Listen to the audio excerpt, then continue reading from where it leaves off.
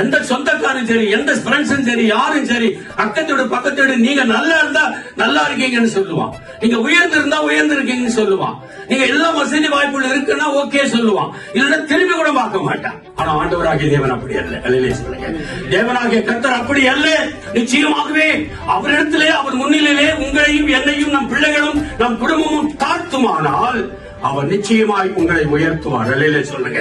இந்த மாதத்துக்கான, இந்த அக்டோபர் மாதத்துக்கான தேவனாகிய கர்த்தர் கொடுக்கிற வாக்குத்தத்தமாய் நீங்கள் ஒவ்வொருவரும் இதை உறுதியாக்கிக் கொள்ளுங்கள்.